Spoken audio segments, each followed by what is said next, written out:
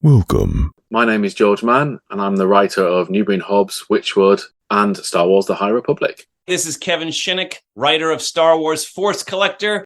I'm Cameron Scott, one of the story architects of Star Wars The High Republic. This is Dominic Pace, who plays Gekko the Bounty Hunter from The Mandalorian. Hi, I'm Claudia Gray. I write Star Wars books. And you're listening. And you are listening. And you are listening to Star Wars Comics in Canon.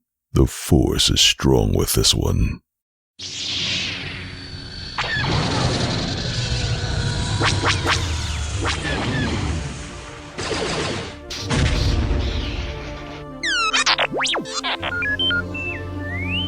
Hello there and welcome to Star Wars Comics in Canon, your guide to the wider Star Wars canon through the comic book lens. And to take you on this journey, I'm your host, Mike Burton.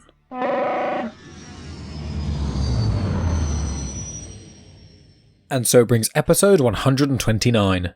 So my friends, this week I am tackling the finale of the Hidden Empire crossover event, which is the finale of the Qi'ra trilogy, which involved War of the Bounty Hunters, Crimson Reign, and of course Hidden Empire. But as well as that, I'm also finishing off the Dr. Aphra Spark Eternal story arc, which finishes in issue 30 of Dr. Aphra, but issue 31 seems to be generally the same story arc, and is due to be released in the same trade paperback collection, so I thought I'd tack that on as well, just so you get a nice complete story, because the 31st issue of Dr. Aphra is almost like an epilogue to issue 30. But before I delve into all of that, just to clarify, if you haven't tuned in before, make sure you listen to episodes 121, 122, 123 and 127, because each of those episodes of Star Wars Comics in Canon are the respective Hidden Empire episodes. Obviously, episode 121 is Hidden Empire number 1, and you can figure it out from there. Now, if you haven't joined me before, hello there. Just to clarify, what I do in this show is I go through the plot details of each of these comics chronologically, and then along the way I give you bonus information. I tell you about species or planets or events that are reoccurring that have shown up in other Star Wars content. I normally tell you where you would have first seen them, maybe some extra information about them, and occasionally I'll confirm the Legends connections as well, but this show does focus on the canon primarily. Now, I will note going into these episodes that there's not actually that many connections to other content. I've added a couple of things in my notes, but this is primarily going to be me giving you the basic plot details of these three comics. Normally there's a lot more additional information that I can give to you, but just because two of these comics are like finishing off big storylines, they're not really cramming more stuff in, they're kind of resolving questions and things. So just want to clarify that if this is your first time going in. But with that all in mind, let's delve straight in. So, starting with Hidden Empire 5, it is written by Charles Soule, the artist is Steven Cummings, the two inkers is Victor Olazaba and Wayne Faucher, and the colour artist is Guru EFX. Issue 5 was released April 5th, 2023, and the trade paperback collection for Hidden Empire is due to be released July 4th, 2023. So, with that all in mind, here is the crawl. Dreaming of a freer galaxy, Lady Qi'ra and her organisation, Crimson Dawn, have waged a secret war against the Empire. Qi'ra acquired a means of prevailing against the Sith in the Fermata Cage, an artifact that supposedly suspended an ancient Sith Lord in time. Qi'ra tasked the Archivist with unleashing this Sith against the Emperor and activated her operatives across the galaxy to serve as a smokescreen. The Emperor retaliated against Crimson Dawn, forcing Qi'ra to her stronghold, Dawnfall, where a Crimson Dawn fleet prepares to strike against the Empire. Sensing a disturbance in the Force, Emperor Palpatine and Darth Vader have made their way to the Amaxine station to see the Fermata Cage for themselves and are greeted by an onslaught of Crimson Dawn soldiers. So delving in, I will warn there are going to be spoilers ahead, as there are for all episodes of Star Wars Comics in Canon when I tackle these specific comics, because I talk about the plot. So here we go. It starts with Palpatine and Vader on a Maxine station cutting through Crimson Dawn agents with their lightsabers, Palpatine using Force lightning and things, and Palpatine notes that he has missed dealing with threats directly, because he usually sends a proxy, people like Vader and things, to enforce the Emperor's hand, so he likes doing it himself. Meanwhile, the Archivist has now activated the Fermata Cage, and Qi'ra says that the Archivist can leave as there are others on their way to help. Back to Palpatine and Vader, they are walking through a Maxine station after getting through another sloth of Crimson Dawn agents, and then Dr. Aphra, infected by the Spark Eternal, shows up. Palpatine tells Vader to deal with Aphra, and Palpatine walks away to the Fermata Cage, but he notes that he wants Vader to be there by his side when he does so. So the Spark who's controlling Aphra's body attacks Darth Vader with the Null Blade, which is meant to make him weak. Now there's some quite cool action here, there's some exchanging of blows between the Null Blade and the lightsaber, so really great comic action if you want to read that, but Darth Vader manages to use a big force push right on Aphra's chest, and it seems to push the Spark Eternal out of Aphra. The Fermata cage then lets out this big energy blast, and APHRA manages to sort of scurry away and kind of calls out to Vader to tell him to go see what Palpy's up to. Vader knows that APHRA cannot hide and then heads towards the Fermata cage. Now, the Null Blade, this has been detailed in prior issues of Dr. APHRA in amidst this whole Spark Eternal arc, but essentially it's a Sith-killing blade, in air quotes, because it contains cortosis, which is a metal with a high energy absorbent rate, so it can withstand lightsaber blows, it can either deflect or dissipate energy bolts to a degree, and in the past there's been use of it in armour and things like that, but it's quite a fragile material, so it's pretty hard to do. Now, it was first in Legends in the book I, Jedi by Michael Stackpole in 1998, but it was first in Canon in A New Dawn, which is the prequel book to Rebels. It's written by John Jackson Miller and is featuring Kanan and Qi'ra. I believe I tackled it on my Patreon, and I can't remember if I've released it on this main feed, so you may be able to find it. Cortosis was first seen in canon in Star Wars Uprising, and then it is also in the Thrawn novel Alliances, which is the second in the canon Thrawn trilogy, which I have recently read, and I have actually recorded my review of that for my Patreon, so if you fancy supporting the show and also getting loads of bonus content, including some extra Star Wars book reviews, including some Star Wars Legends book reviews, please consider going to patreon.com/genuine chit-chat. Details are in the description. That Thrawn episode will be out in the coming weeks. But back to the story.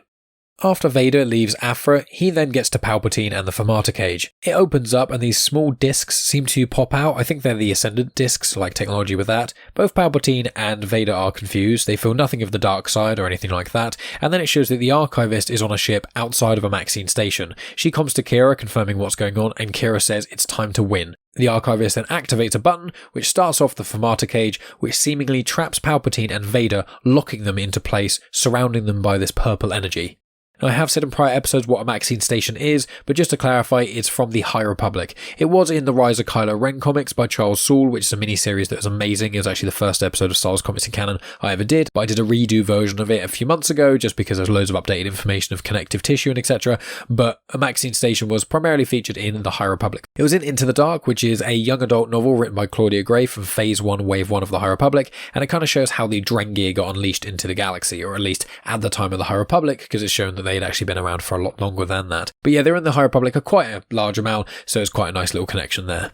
So back to the story, it shows that Qi'ra wants the Fermata cage to trap Vader and Palpatine. It was all a trick, there was no Sith Lord hidden in the Fermata cage, but she wants to get them trapped, and then once they're trapped in the Fermata cage, she wants to throw that into the sun. While this is going on, the Knights of Ren then show up. Obviously, they had that conversation with Qi'ra in the last issue where she basically begged them to help, and they were resistant to it, but then hesitantly agreed. So they arrive and they see the Sith are in trouble. So Ren decides to help them out because he's thinking, well, is Qi'ra going to win or the Sith Lord's going to magically get out of this? And if the Sith Lords do get out of this, then they're going to kill Qi'ra and then come after the Knights of Ren, because in issue 4 of Crimson Reign, they actually went into Vader's castle, broke in and stole stuff. So they're going to be next on the list once the Emperor is less busy with Rebels and Crimson Dawn and all that stuff. So he thinks that the best way forward for self-preservation of the Knights of Ren is to save the Sith to prove they're not really enemies and to hopefully clear their name a little bit. So Ren orders the shippies on to fire at the Fermata cage. It hits it and explodes and fires out this massive energy wave. The energy wave seems to damage all nearby ships, mainly the Crimson Dawn ships that are nearby, and the Sith have now been freed again. Qi'ra notes that she has failed. She is incredibly upset by this, distraught I would actually add, and all of the Crimson Dawn seem to just fall. Their ships are damaged due to that energy wave, but the Imperial Star Destroyer is relatively unscathed, so can continue its assault, and so the battle is very quickly over. Palpatine takes whatever is left of the Fermata cage. It seems like an hourglass sort of thing. He seems to take it and just leave, and you see right before leaving that the Spark Eternal seems to hide in one of those discs that popped out of the Fermata cage. The Knights of Ren then approach Palpatine and Vader and confirm that they saved the Sith. Palpatine asks if it was for mercy, Ren confirms that it was, and Palpatine says then you are mistaken, and then proceeds to use Force Lightning to electrocute all of the Knights of Ren until they're collapsed and writhing on the floor. Palpatine says that they now serve him, so he will find some sort of use to them, and then he leaves and makes some sort of comment of them not really being worth his time, and they're just left there. Then we get to see what Cadelia is up to. So Cadelia is the heir to the Mourner's Wail and the Unbroken Clan Syndicate. Her entire story is all outlined in the Bounty Hunters set of comics, primarily in sort of the first volume or so. But she was given a data disc by Qi'ra and was told to play it if she doesn't hear from Qi'ra in a certain amount of time. You get this big monologue thing from Qi'ra. There's a lot of dialogue in this because obviously it's the finale of quite a big event and things. So again, I would recommend picking this up, but I'm just giving you the broad strokes of the plot.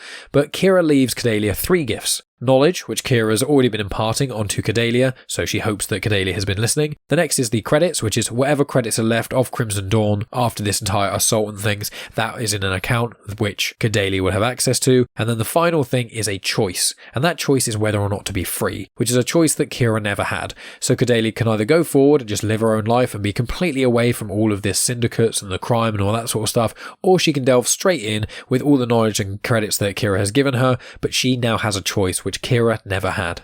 Then we get a sort of time jump that's almost like a epilogue, and what this is showing that years later. Now it goes back to, in the prologues we saw for Hidden Empire, I think it's 1 to 3, it might have even been in Crimson Reign, but it was essentially the archivist speaking out of some sort of holo recording, and there were two hooded figures somewhere listening to her explain the story of Crimson Dawn. Now, the archivist's recording says that they believe that Qi'ra failed because she never trusted anyone and was completely alone, and that was her biggest shortcoming and really what unravelled her entire plot. Then it shows who these two hooded figures are, and it shows it was Luke and Leia. I'm pretty sure many months ago I did predict it was Luke and Leia. I was pretty certain it was Luke. I hope I said it, and I hope someone has recently listened to those episodes and can clarify I did say that. Hopefully I did, and I'm not misremembering. But yeah, it's Luke and Leia. Now, both of them have got lightsabers, and both of them are in Jedi robes. So this shows that clearly it's not only after the events of Return of the Jedi, it's also after the events of the Aftermath trilogy, and it's probably set like a few years after the Battle of Jakku, which is shown in the Aftermath trilogy. But it'd be interesting to find out where specifically it's set. Obviously, it's just loosely where it's set. We know that Leia did have some degree of Jedi training with Luke. We don't know how long they were together for. We don't know how long they were training for. I think Leia was pretty good at using the Force and was pretty switched on. So many would argue she would make a better Jedi than Luke. I know in Legends that they do kind of explore that idea. But in the canon, obviously, from The Rise of Skywalker, there's very little we actually have about it. So it's really cool having that little connection. But Luke and Leia do say that they didn't actually believe that Qi'ra failed. Because of Qi'ra and Crimson Dawn, they managed to beat the Empire thanks to her, because they had those two spies. It's in one of the Star Wars issues. I did tackle it a little while ago. It's Star Wars like 20 something, I think, or maybe 30 something. It's basically just a couple of people who are living on the Death Star 2, and they escape and give the plans to the rebellion. So they know that because of them, and they were Crimson Dawn agents as well, so they say, well, because of them, they knew about the Death Star too. And they also say that because Palpatine and the Empire were so busy dealing with this War of the Bounty Hunters and Crimson Dawn and all that stuff, it gave the rebellion time to regroup and get back together stronger than before, and that's what led them to be successful on the Death Star 2 attack, basically the Battle of Endor. And then the final pages of this comic shows that there's a cantina and they're watching the news. And the news confirms that there's a battle over Endor, the Death Star 2's been blown up, and that Palpatine has been killed. This goes across this entire cantina. Everyone is cheering and celebrating and is so happy about it all. But there's one figure who doesn't look so happy. And it zooms in on them, and it is just one person sat at a booth looking sadly into their own drink. They have a hood up, and it is Qi'ra. So she survived all of this, but obviously she wanted to be the one to bring down the Sith, and she feels like she had failed. And that is where Hidden Empire number 5 and the Qi'ra trilogy ends. Now, I don't know what they're going to do with Qi'ra. I hope they use her again. I know that Emilia Clarke mentioned she wouldn't mind playing her again, so I know there's rumours of, will Solo 2 ever happen? Is there going to be like a series set after Solo that's going to be continuing what was happening with Crimson Dawn? I know there's a book coming out in October of 2023 written by E.K. Johnston, and it's going to be called Crimson Climb, and it's going to be a lot more detail about Qi'ra and her role in Crimson Dawn and those sort of things. So I suspect that means that we're not actually going to get a series about it. I don't really know, but you know, Emilia Clarke has said she'd be interested to be the character again, so maybe she's going to pop up in one of the Mandoverse things. Maybe she's going to show up in one of the live action series. I want to get back into the fight in some ways. Who knows? Maybe she'll just appear in a few comics going forward. I'm not overly sure. Anything with Qi'ra I'm happy with because she's such an interesting character both on and off screen, so very thrilled about that. And Crimson Climb is going to be one of the books that I will be reading and likely reviewing for this podcast because of its connections to this whole Hidden Empire, War of the Bounty Hunters, Crimson Reign sort of crossover events things. So very excited about that. I have also heard that Most Wanted is really good, which is like a prequel to Solo, so don't know, maybe I'll have to delve into that first as well, but I've got many months before worrying about that, so let's move on to the next thing, which is Dr. Aphra 30.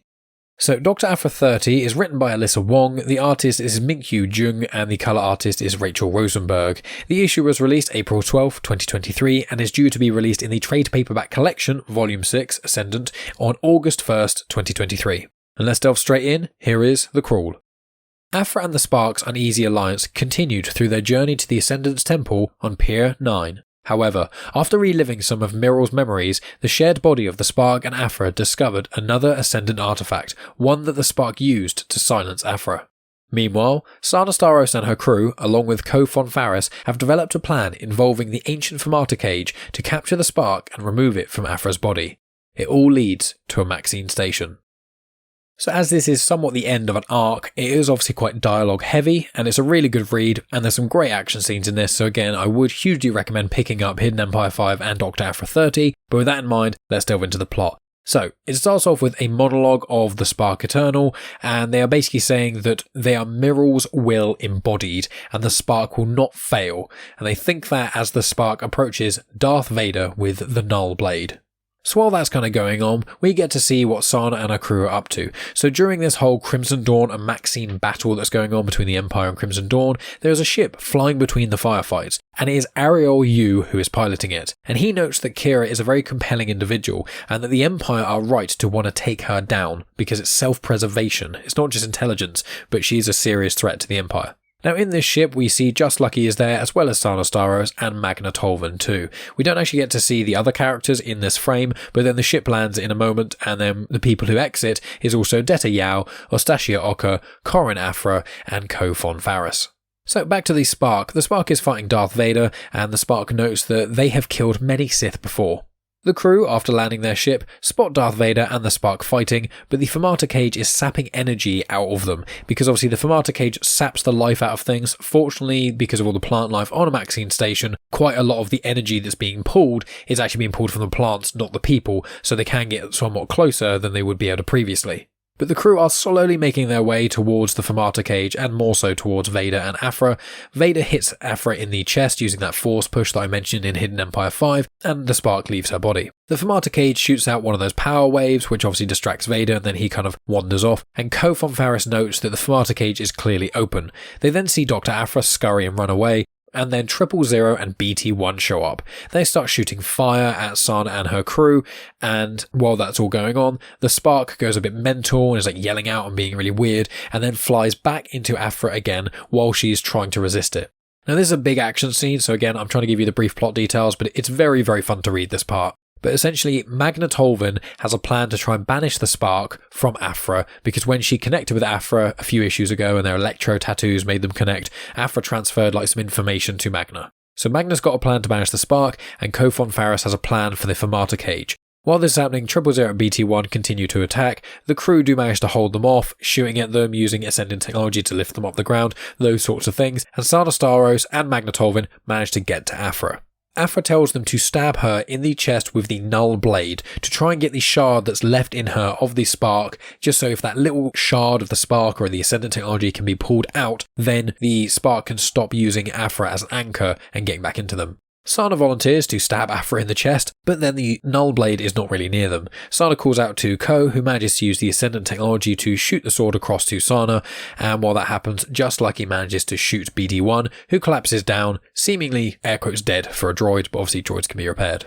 Ko, Sana and Magna are then there surrounding Aphra, and they recite the Ascendant Ritual, which is obviously something that Ko and Aphra were like deciphering when they were in the university together, and we saw that in a lot of the flashbacks to the earlier parts of this 2020 run of Aphra comics, so make sure you go back and listen to those if you aren't aware of what I'm talking about. But Ko von Faris is using the whip against the Spark Eternal, while Sana Staros stabs Dr. Aphra in the chest, and Magna is holding Aphra still. There is like an explosion that happens, and then we see Aphra in a memory box, as it's called.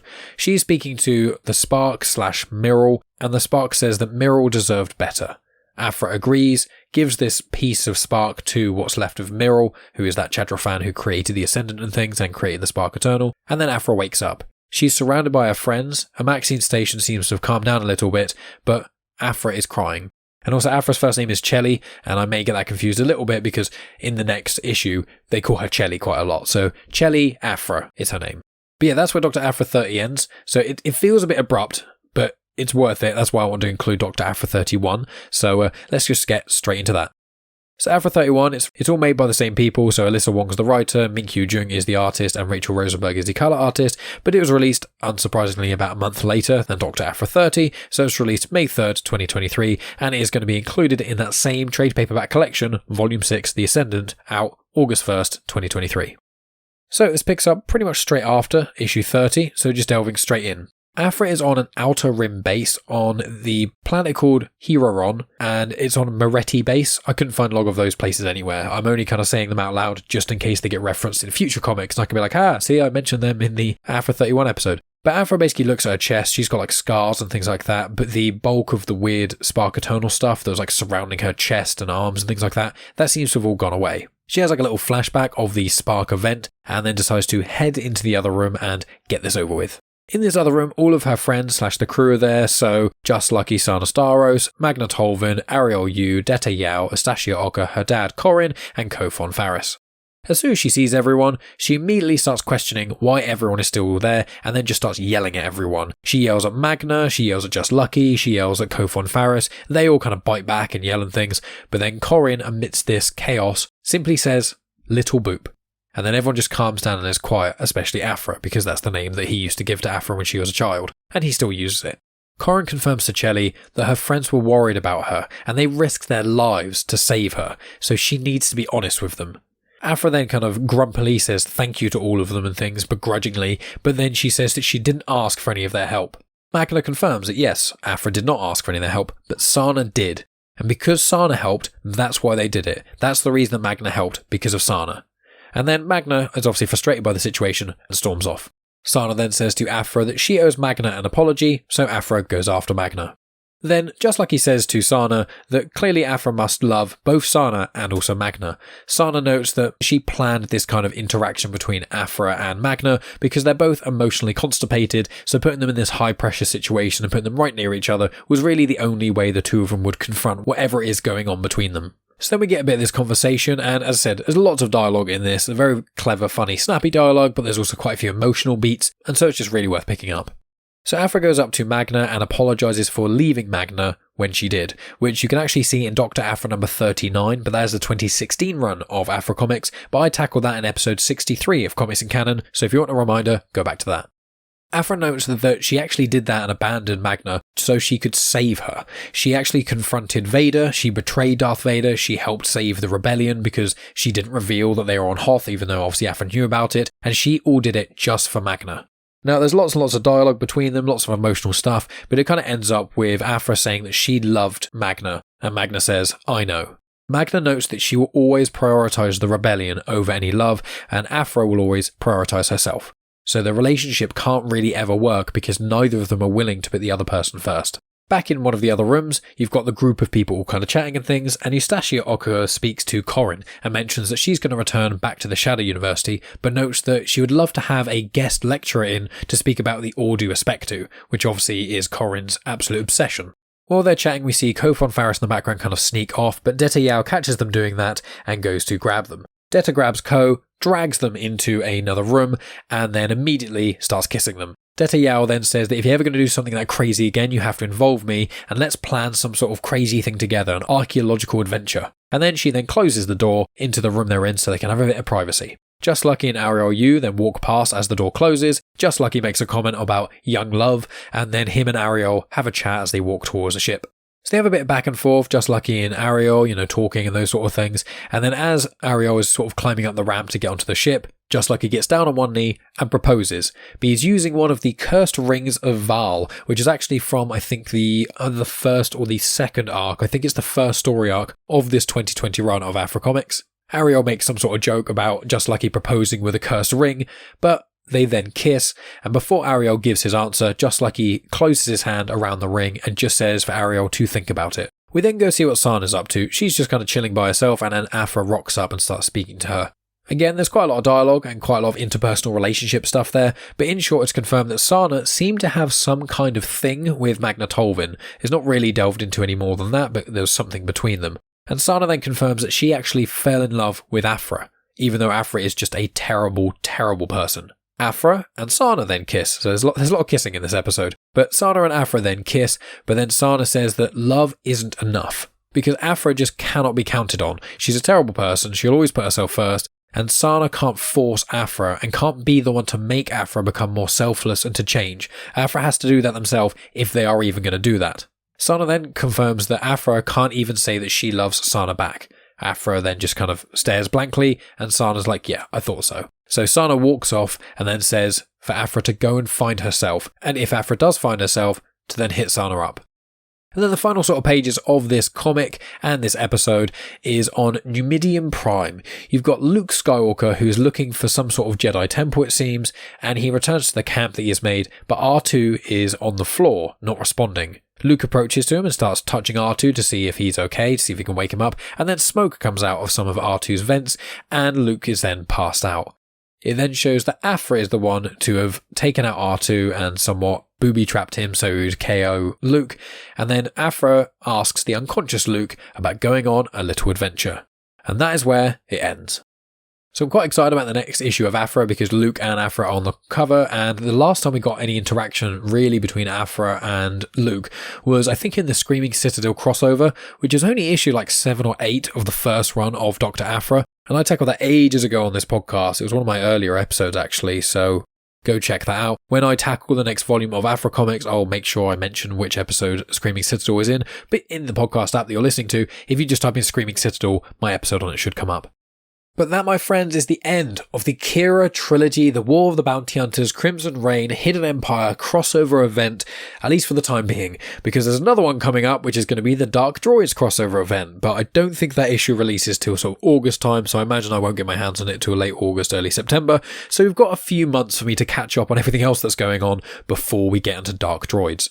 But what else is going on in my life? Well, we have got an episode of Star Wars Rebels Reviewed recorded, so obviously the first episode of that got released a little while ago, but we have reviewed all of Season 2. That's myself, Dave Horrocks, and Math. So I will be releasing that in the next couple of weeks. I haven't explicitly figured out when, but it will be released on the feed of Comics in Motion, and it is going to be on my YouTube channel as well with full video, so it's nearly 2 hours long. It's an absolutely brilliant conversation, and we're trying to get all of Star Wars Rebels watched before the Ahsoka series starts, just because it's all going to connect. So if you're listening to this, you plan on watching Ahsoka and you haven't watched Star Wars Rebels, you've got like 2 to 3 months to do that. Star Wars Rebels episodes are quite short, so go ahead and do it. Star Wars Rebels is amazing. You will not regret it. But yeah, Star Wars Rebels Reviewed, that's coming out in the next couple of weeks. But coming up on this show specifically, I've got the review written and stuff for Star Wars The High Republic Cataclysm, but I'm actually going to tackle the mini-series The Blade before delving into that, because I looked up chronologically and it seems to be that The Blade is actually set in the Wave 1 of Phase 2 of The High Republic, whereas Cataclysm is actually Wave 2, Phase 2. So I'm going to do The Blade, and then probably the week after that I'll then do my Cataclysm review, and then from there I've got quite a few little things I can do. So I think I may tackle the first volume of Yoda, because there's the 10-issue series of Yoda that is out, and I think issue 10 is going to be released in the next couple months, so I want to delve into that and have a little break from the High Republic and a little break from the Hidden Empire and stuff. And then after that, I'm going to do what I often do in these things, which is instead of delving into the High Republic like every week, what I'm going to do is do alternate weeks. So I'll do some High Republic content. I think High Republic Adventures is due. Then I'm getting halfway through the book Quest for Planet X, so I'll do my review of that as well. Then obviously there's the second volume of the Marvel comics. Then there'll also be the second volume of the High Republic Adventures comics. Plus there's the one-shot Quest of the Jedi. And then obviously there's going to be the review of Path of Vengeance as well. And then there's a few other little bits and pieces of Phase 2 content that's floating around I will be delving into, but that is going to do it for the High Republic, kind of for the time being. Then after that, it's going to be delving into the remainder of Star Wars comics from the kind of runoff of Hidden Empire and that big event. So there's a couple of story arcs in the main run of Star Wars comics, there's a couple of arcs in the Vader comics, and for Bounty Hunters, the Inferno Squad arc is starting off as well. So they're going to be at least 1 or 2 episodes of the Vader comics and of the Star Wars comics as well. There's going to be probably 1 of the Aphra comics and 1 of the Bounty Hunters comics, and then we'll kind of see, depending on how Dark Droids kind of starts off and how much that's intertwining with everything else, will depend on how I kind of structure those episodes. I think Dark Droids 1, I heard it's like 70 pages or something for the one comic, so that's probably going to be just its own thing, and then after that I'll figure out all the kind of crossovers and stuff. But obviously still there's the Clone Wars Battle Tales by IDW Publishing that I keep threatening to do, plus there's actually the Dark Horse Hyperspace Stories, and I've now had the first 4 issues of that, so I think there's going to be either 10 or 12 of those, so I'll be delving into that. I've got the Jackson Hyperspace Special as well. I've also got both of the High Republic Adventures free comic book day things, finally, so I'm about 2.5 years late on one of them, and the other one I couldn't get on free comic book day, but I managed to get my hands on one of those. So I imagine once I've kind of finished the High Republic Phase 2 as a little placeholder, I'll then delve into the free comic book day stuff, just so people are aware of what they are, but they're both just kind of deleted scenes almost from the High Republic Adventures, so we'll see about that. But that is generally what you can expect from me going forward. Obviously, I mentioned Star Wars Rebels Reviewed. I've also, next week, it's either going to be in the next couple of days or it's going to be next week, I've got an episode recorded with George Mann, the High Republic author who wrote Quest for the Hidden City, as well as the Battle of Jeddah, as well as loads of other great pieces of content. So I'm very, very excited to release that to the world. I've got video versions of that as well. So that's going to be on YouTube. It's going to be on Genuine Chit-Chat. It's probably going to be on this feed as well. But we shall see about that. Very, very excited to release that. I've got plans to speak to other Star Wars content creators too, but I don't want to obviously fill up my entire feed of Genuine Chit-Chat purely with Star Wars content creators, although I kind of would like to do that, but I want to keep my content, fresh and not the same thing over and over again. But if you want even more content from myself to do with Star Wars and things, then you can subscribe to my Patreon. I mentioned it earlier, but patreon.com/genuinechitchat. For as little as £1 a month, you immediately get access to all 170 episodes of Afterthoughts. About 10 of them are Star Wars Legends book reviews. There's a couple of Canon ones on there that aren't elsewhere. There's also myself and Megan reviewing each of the Star Wars films. And then loads of it is just me and Megan reviewing TV shows, live performances, talking about trips we've been on and stuff. We recently went to Somerset and recorded like a 40-minute conversation about how that was. So lots of great behind the scenes stuff, instant access to just everything I've released on that bonus feed, and also it's only £1 a month and it helps support the show. So anyone who's listening to that and is willing to do that, it would mean the absolute world to me, because all the money I get from Patreon, I just funnel it straight back into the show, and the next thing I'm saving up for is actually going to be an upgrade on my webcam, so my video versions of conversations will be better. If you don't want to subscribe to something monthly, you can still give me some money if you desire. You can donate to my Ko-fi, ko-fi. So if you go to ko-fi.com/genuinechitchat, you can give as little as £1 as a one-off payment, or you can give a payment up to, well, whatever you want really. But I've put a little note on there, which however much you give, I'll then give you some Afterthoughts episodes. So you'll still get bonus content if you do give me anything financially. I don't want anyone feeling shortchanged. But if you do have any spare money just lying around that you're willing to give me, or if you really appreciate my show and you want to give me a token of appreciation without having to sign up to like a monthly subscription thing, go to Ko-fi and you can do that, and then I will send you some Afterthoughts episodes as well. And if you're listening to this and you just want to hear all my Star Wars Legends book reviews, you can ask for those and I can send them to you if you give me something on Ko-fi. That would be hugely appreciated. If you want to support the show but you don't want to support financially, or you can't for any reason, there's still loads of other ways you can do so. You can obviously subscribe here, you can subscribe on YouTube, you can follow me on social media at Genuine Chit-Chat on Instagram, Twitter and on Facebook. You can share the show with your friends or on your social media following and things. You can tell people in real life about it, or you can leave reviews and ratings on Spotify, Apple Podcasts, Good Pods, all those sorts of things. So any way that you support the show is hugely appreciated. The fact that you're listening all the way to the very end here is massively appreciated from me. So just thank you so much for listening. As always, my friends, I'll talk to you next week with probably The Blade, High Republic comics, and then probably after that the Cataclysm book review, but we shall see. Thank you so much for your support as always. I'll speak to you very soon, and of course, may the Force be with you.